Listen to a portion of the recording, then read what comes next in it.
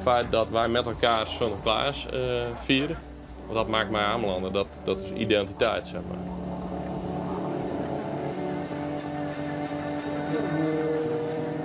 Het is iets van Amelanders en voor Amelanders. Het zit in ons DNA en wij willen het eigenlijk een beetje beschermen.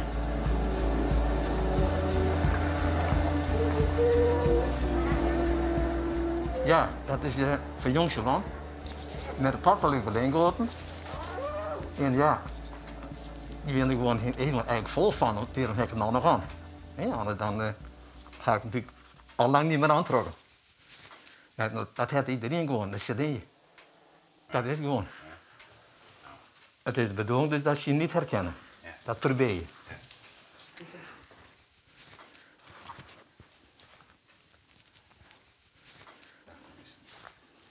Ja. En hoe oud ben je jou? 83. 83 ben ik, ja. En jij doet nog elke keer Sinterklaas? Elk jaar Sinterklaas. Dat is een dikke 70 jaar, zeg maar, hekpak aan had. Hoe ging je hem vroeger om met pottenkijkers van de festival? Nou, dat is heel eenvoudig.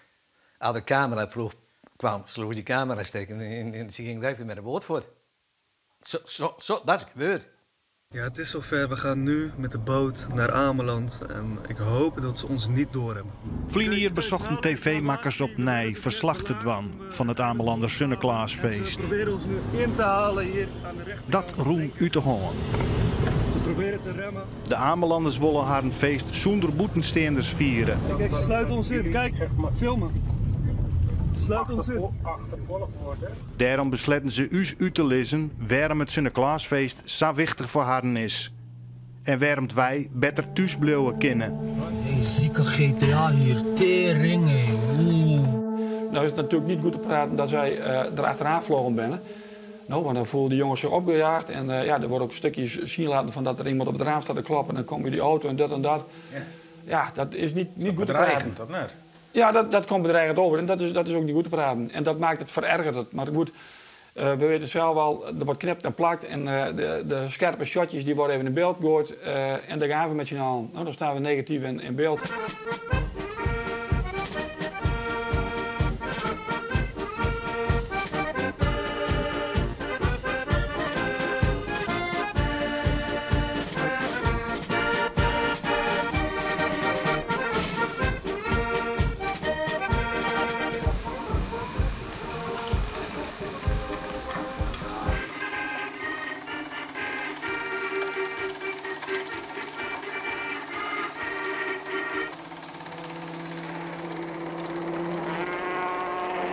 Ik heb het jarenlang gedaan, 40 jaar.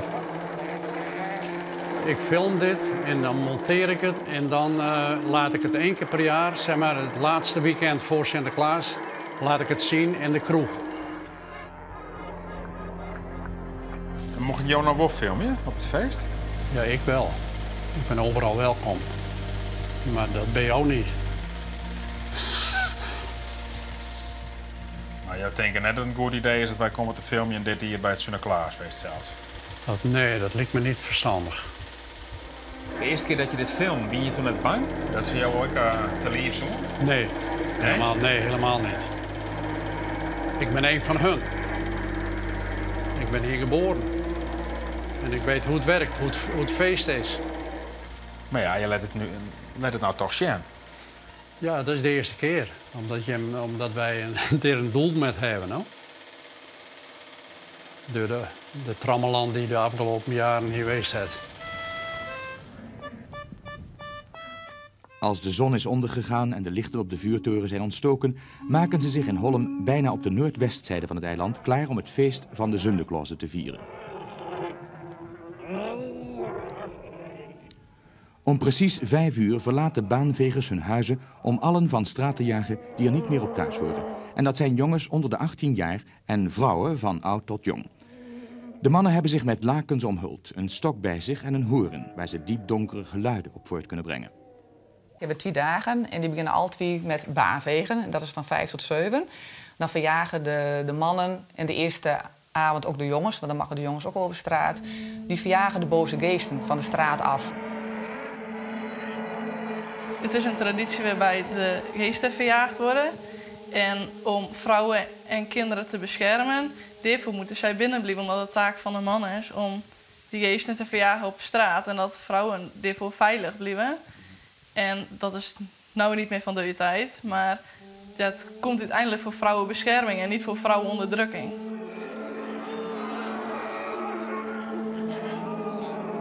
Van oorsprong dat de vrouwen binnen zitten, want nou, die zitten lekker veilig binnen. Dat is nou nog steeds een beetje zo. De vrouwen mag dan op dat moment ook niet over straat. Dat willen de vrouwen wel, want alles wat niet mag en is spannend, dat gaan ze natuurlijk wel proberen. Dus, en dat is natuurlijk ook voor die baanvegers. Dat is ook weer een spel met elkaar. Dat is ook leuk, want als er niemand als vrouw over de straat is, dan hebben die baanvegers even niks te doen op dat moment. Kijk, die mannen hebben een wit laken om. En dat is duidelijk zichtbaar, zeg maar, in het maanlicht. Wij zijn natuurlijk wel een beetje zwart gekleed dan, zeg maar. Dat je niet zo zichtbaar bent. En we proberen eigenlijk van het ene huisje naar het andere huisje te komen.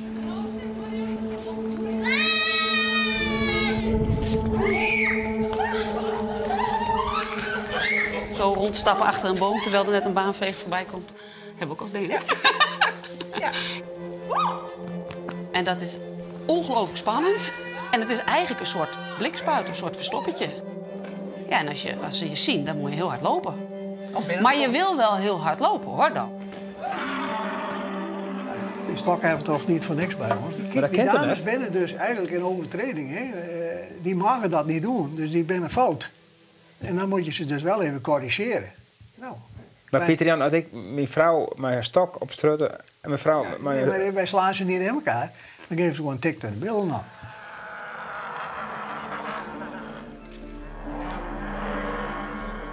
Likas op het Ameland in de oeral in Europa midwinterritueel.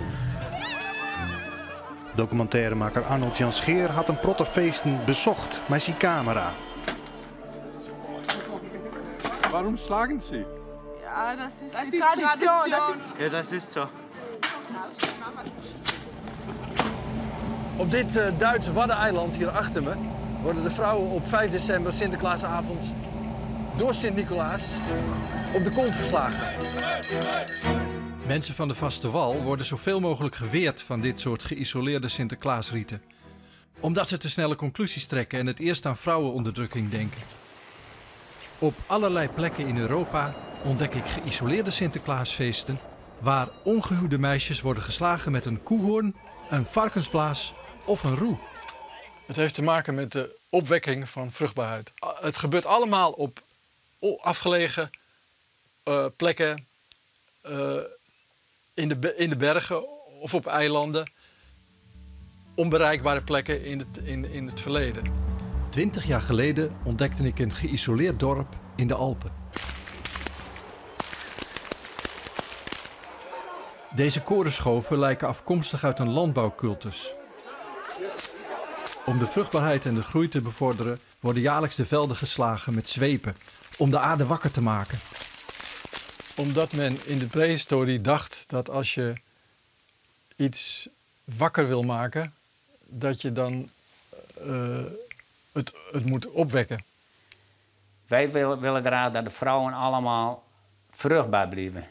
En iedereen weet wel dat het niet vanzelfsprekend is. Maar wij proberen dat met het feest symbolisch proberen wij dat te beïnvloeden. Dat die vrouwen dus wel vruchtbaar blijven. Na zevenen is het rijk aan de prachtig uitgedoste zundeklauzen.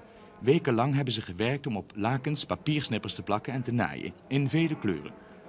De zundeklauzen trekken het dorp door, steeds controlerend of er niet een jongen van onder de 18 of een vrouw is die toch, maar dan verkleed, op straat is. Voest is een vuist. De voesten is dus een geef je al in een flinke handdruk en goed knippen. En dan met de schouders en met de handen eventjes testen van, is dat mannetje wel 18? Heeft hij die jaren wel? En als hij sterk genoeg is en dat lang genoeg volhouden kan, dan redt hij dat zo'n avond. Zeg maar. Want die minderjarigen die mogen... Ja, de minderjarigen die moeten naar huis. Dus je geeft je een haan en dan eventjes goed houden. Nou, dus even proberen je... Dat was zeker. Ja. Het lichaamstaal van die tegenstander, die laat al zien van, nou, dat wordt hem niet. En dan pakt de volgende hem over Maar die moet ook even voelen, want we moeten wel zeker weten, want dan moet de naam moet vallen. En dan gaat het, zodra de naam valt, is het lopen voor die leven, bij wie spreken. Dan best af. Ja, de beste gewoon en dan is die spelletje speelt. Nou, ik heb schoudervulling heb ik wel eens gekregen. Om dan wat breder te lijken. En als je een handschoen aan hebt, dan lijkt je hand ook wat dikker. Want meestal hebben oude mensen wat dikkere vingers. Toen ik 17 was, of 16, hebben zij mij eruit gehaald. Het bedroefsstruit hebben? Ja, toen had ik de jaren dus nog niet. En die jongens die komen mij hier tegen. Dan zei er iemand van, hé, nou bist het die en die en die. En dan zei die andere van, ja, maar ik ben mijn broer. Je zegt gewoon, ik ben die en die. Ik ben Arjan Mosterman. En hij zei niet, ik ben Arjan Mosterman. Hij zei, ik ben mijn broer. Arjan Mosterman. Dat was niet de goede tekst. Nee. En toen waren we eraan. En toen ging het fout. En toen ging het fout.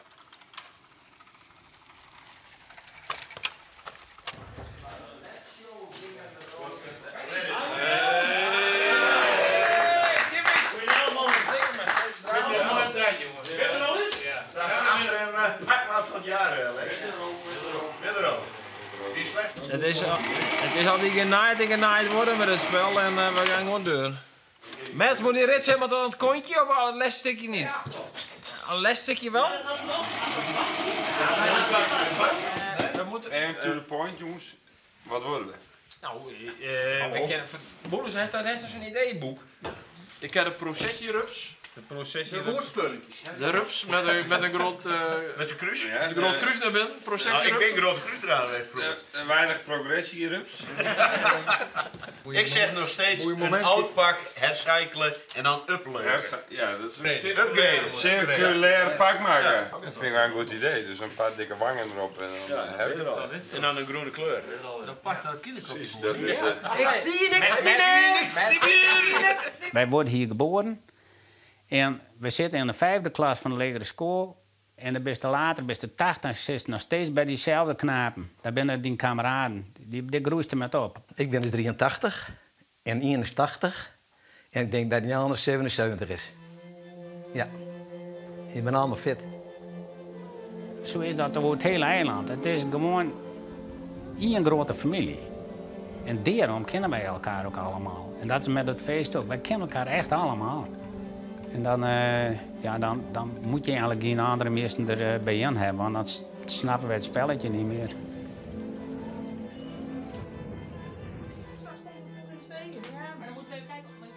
Het is wel leuk om als vrouw zijnde de uitdaging aan te gaan en een pak aan te trekken. En doen alsof je een man bent en dan kijken hoe lang je het volhoudt. Oké. Een beetje zo'n bucketlist ding, dat moet je gewoon een keer gedaan hebben als vrouw. Dus, en er was niemand die met ons met wou, dus wij gaan het met z'n tweeën doen. En dan hadden we jurk aan en dan deden we alsof we hippies waren en we waren vrouwen en we liepen in vrouwenjurken. Dus dat hadden ze vast niet deur. We hebben dus een soort gewaad aandaan dat een beetje zo hing dat je niet alle vrouwelijke vormen ziet natuurlijk, want dan ben je er direct aan. Ik doe die deur open en de eerste persoon die ik zie staan was mijn oom. Die is die middag nog tegen mij had gezegd, jongen, als jou het wagen om een pak aan te trekken. Ik zei, nee, dat doe ik niet, dat zou ik echt nooit doen. Ja, we hebben 4 huisjes gespeeld. En toen uiteindelijk ben we eruit gehaald.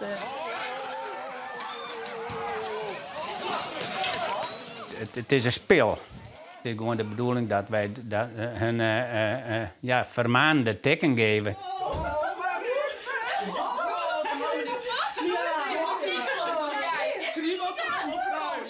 Maar je wordt er niet echt helemaal kapot geslagen. Als dat zo wezen zou, als hier mensen sloegen werden en als we onderdrukt werden, dat wordt ook wel eens gezegd, dan kwamen we toch niet allemaal naar dit feest toe. Ik vind het de mooiste dagen van het jaar. Ja. Helemaal als wij als vrouwen aangeven dat er niks met ons gebeurt en dat wij een hele leuke avond hebben. Geloof dat dan ook. Ja.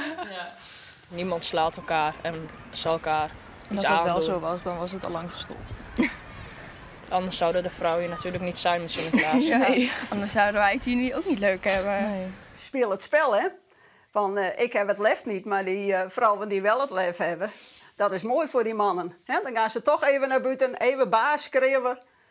En Ja, dan is het voor de jonge meiden ook leuk als er zo'n ploegje knapen achteraan komt. En dan, nou ja, krijg je een tik, dat klaar.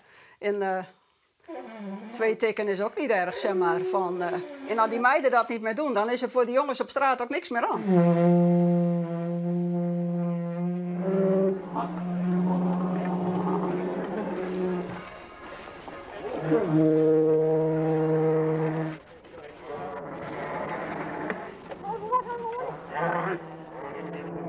Een huske, ja, we noemen eigenlijk een open huske op zijn Amelands. Dat is een ruimte waar de Sinterklaasen bij elkaar komen. En die zitten dan de vrouwen eigenlijk een beetje op de Sinterklaasen te wachten. En er wordt dan danst en er wordt een biertje dronken en feestje, vooral een feestje viert. En er binnen er meerdere huskes en ballen weer van een aantal gewoon een kampeerboerderij binnen of een grote garage weer een ruimte is. Weer een aantal vrouwen kunnen zitten en bij ons is het echt een huiskamer. Dus ik vind het woord huske bij ons wel heel toepasselijk. Nou, we horen dan dat ze binnenkomen. Nou, dan gaan wij meestal staan en we klappen dan. We zijn natuurlijk lekker enthousiast om de Sinterklaasen te verwelkomen. Nou, elke groep doet het een beetje op zijn eigen manier. De een gaat eerst helemaal rond, een hand geven, over de stok springen, wat er dan een beetje bij hoort. Sommigen beginnen dan direct te dansen. Als Sinterklaasen hier binnenkomen, dan wij staan bij onze stoelen en dan komen ze langs en dan hebben ze een stok bij zich. En dan komen ze voor je staan en dan tikken ze met de stok zo op de grond. En dan moet jij eroverheen springen. Dat is het. En spring je eroverheen en dan lopen ze naar de volgende tik, tik, tik. Je moet ook aangeven dat ze wat ze doen moeten. En dat doe je met die stok. Die vrouwen moeten in het huis ook doen wat wij willen. Ja? Als wij die stok ervoor hebben, ze hebben springen, dan... Ja, maar ze overheen springen? Overheen springen, voorspringen. Nou, de oudere vrouwen die geven je een hand, die laat je niet meer springen. Nee, maar iets jongere vrouwen hebben ze geen. Die kinderen ook, die laat je wel springen hoor. Dus ze moeten wel respect houden. Dat heeft iets te maken met vruchtbaarheid. Ja. En dat de vruchtbare vrouwen zeg maar, eroverheen moeten springen. Maar dat is niet meer wat er nu volgens mij... Er moeten ook vrouwen over de stok springen, die zijn niet meer vruchtbaar.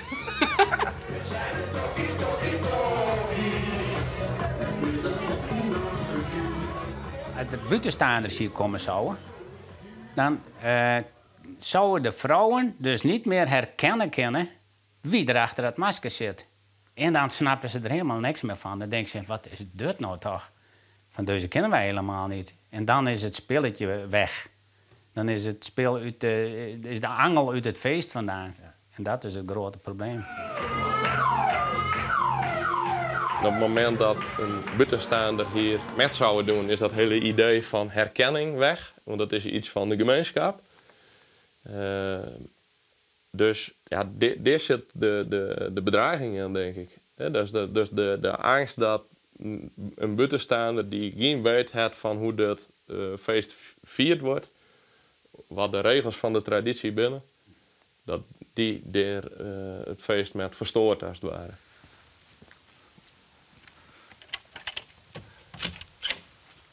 Ja, dit is dan zeg maar een Sinterklaashuisje waar mij alles is geleerd eigenlijk. De vrouwen hebben me hier leren dansen. Ik heb over de schouder mee mogen kijken hoe wordt het spel binnenskamers gespeeld. Later mag je met een paar mannen mee om te kijken hoe het buiten gaat. En de eerste keer dat ik hier binnenkwam als een Sinterklaas, ja, dan was ik wel trots dat ik echt een Sinterklaas mocht zijn.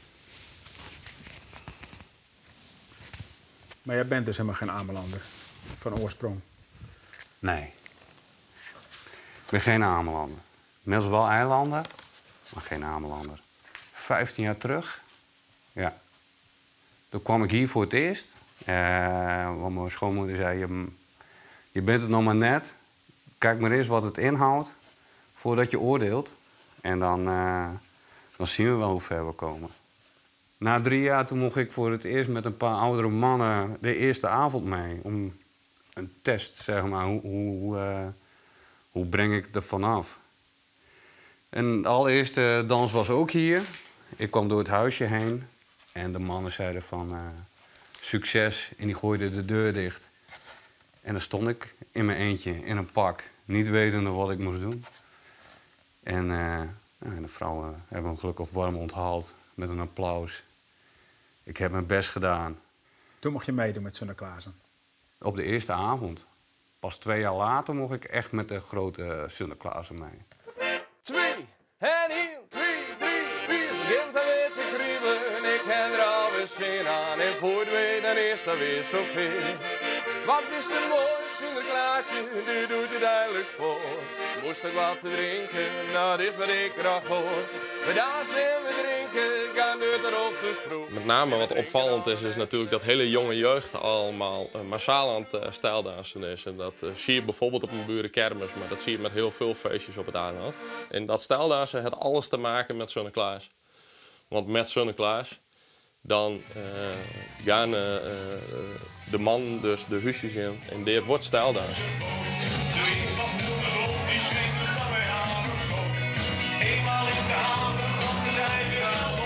Hier speel ik voor het eerst Sinterklaas. Ik ben 2 jaar oud. En dat waren samen met mijn pa.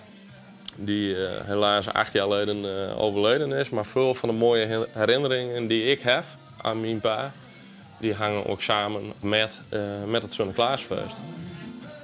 En nu heb ik hetzelfde met mijn zoontje, die ook sinds hij 2 is in Pak is. Je bent natuurlijk een kleine gemeenschap en zoals Eva dan zei, van de bepaalde beweging van iemand, of hoe je een dansje maakt, of hoe je het biertje vasthoudt, of bepaalde bewegingen, dan voel je van, hé, dit kon wel eens de buurman wezen of mijn eigen zoon, maar die vertelt mij ook niks. Nou, hoe mooi is het dat je eigen zoon danst met je en dat ik het niet weet, dat ik het niet herken. Dat is toch prachtig? Meestal willen zij ook niet dat jij ze herkent. Dus als je dan vraagt, wil Sinterklaas ook wat drinken? Nou, doe maar een biertje. Hoor je nou zo achter het masker? Maar ze hebben een masker voor, maar ze hebben niet alleen een masker voor. Ze zijn helemaal weg. Je ziet niks, je ziet in huid niks. Ze hebben zelfs om mijn ogen heen het zwart, zodat je ziet echt niks. Je kan niet zien wat voor kleur ogen, ze hebben niks. En je praat hier op een of andere manier doorheen natuurlijk. Wat is dat? Kan je dat schilderen? Nou, de buffelhoorn, maar dan van polyester. Ja. Die probeer je ook doorheen te praten, hè? Maar dan met een vervormde stem, zeg maar, dat ze je niet herkennen. Wie is hier de baas in de huisjes in Holm? Nou, in Holm ben de man de baas. Op straat, in een huisjes. En die vrouwen die moeten zich een beetje aanpassen. En die kinderen ook, die moeten onderdanig weten, die moeten respect tonen voor de Sinterklaas. De mannen die komen bij de vrouwen op bezoek.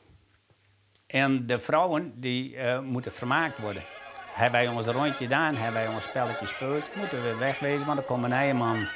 En die moeten dan weer de vrouwen vermaken. En het is zo mooi, het is jong en oud. Hè. We zitten daar met 3 generaties, vrouwen en kinderen. En met elkaar maken we er een gezellige avond van. Er wordt ook wel eens de grap gemaakt van dat de mannen met 2 dagen in het jaar de baas binnen en voor de rest toch altijd wel de vrouw. Dus ja.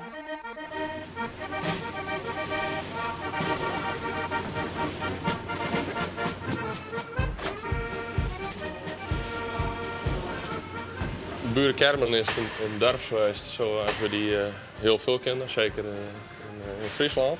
Maar het is ook voor het eiland eigenlijk het startschot richting Sinterklaas en alle voorbereidingen richting Sinterklaas. De groepen beginnen dan eigenlijk te pak maken, zoals dat heet.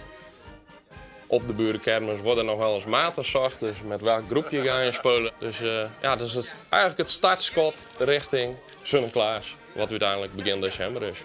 Wij hebben hier een prachtig mooie oude cultuur, zeg maar, een cultuurhistorische traditie, zeg maar. En daar knokken wij gewoon voor. Want als hier nou natuurlijk een heleboel andere mensen bij komen die hier niet horen, die ook niet weten hoe die regels zijn, die gaan zich misschien al met bemoeien. Op het moment dat iemand die dat feest niet snapt zich ermee begint te bemoeien, ja, dan raak je al meteen aan de emotie van de persoon, van de Amelander. Omdat dat hele feest is een en al emotie. Wij zijn gewoon bang dat als een journalist of de media, zeg maar, hier hebben ook de TikTok en al die vloggers, als de Ameland wat overspoeld wordt, zeg maar, dat dan het hele eiland op een gegeven moment op iedere hoek van de straat een camera staat en dat alles vastgelegd wordt, ja, dan worden wij een soort attractie. En ja, daar zitten wij niet op te wachten. Dit is ons spel. Dat spelen wij, daar kunnen we geen media bij gebruiken. Kijk eens naar carnaval. Die mensen die hebben er in het zuiden hebben ze zoveel plezier gehad, al eeuwen. En nu komt de Amsterdam en de hele Bliksemboek komt er naartoe. Dat is één groot ellende, horen wij. En dan kan er een feminist van de wal komen en die komt hier zeggen, ja, maar ik mag op straat lopen. Ik woon in Nederland en ik mag op straat lopen in Nederland. Ja, dat mag. Alleen wij vieren hier een feest. Doe dat op straat lopen even die 2 dagen niet bij ons. Doe dat gewoon lekker thuis. En waarom moet dat dan precies op Ameland dan gebeuren, op dat moment? Ja, dat vind ik provocerend. Nou hebben ze weer wat ontdekt, zeg maar, weer ze van denken van, hé, sensatie jongen, dit op Ameland. Hè? Terwijl het dus overal is. Het is ook op Schiermonnikoog, het is ook op Vlieland, het is op Terschelling, op Texel. Het is over de hele Europa. Dat zie je in Oostenrijk, daar heb je Krampus. Nou, dat was vroeger ook de verklede man die kwam uit de bergen en die viel over de geesten. En dit worden complete arrangementen nog verkocht. Je kunt een hotel huren, je komt achter een dranghek te staan en die mensen doen hun dingetje er. Ja, die hele traditie naar de bliksem. En er zijn mensen die verdienen er geld aan. Nou, wij verdienen het hele jaar geld aan toeristen, alleen die 2 dagen niet.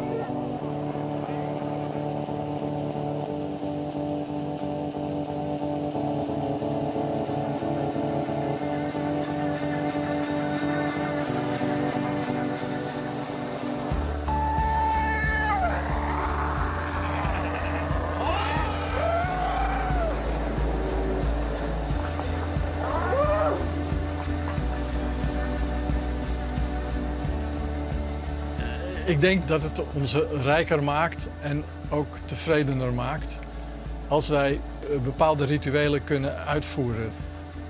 Dat het ons geneest. Het staat meer op het spel dan je denkt eigenlijk. Met Sinterklaasspel, dan groei je als gemeenschap naar elkaar toe. En dat is gewoon iets wat goud is. Dat kun je met een tientje, kun je met 100, kun je met 1000 euro niet verkopen. Dat is gewoon goud waard. Als je die geluiden horen of als je... dan kriebelt het door je hele lijf meteen. Als je die 2 dagen in een jaar aannemen, ja, dan gaat een heleboel cultuur van ons, een heleboel, ja, wie wij van houden, gaat kapot. Wij leven hier, zeg maar, dus laat ons leven. Nou, het is heel simpel.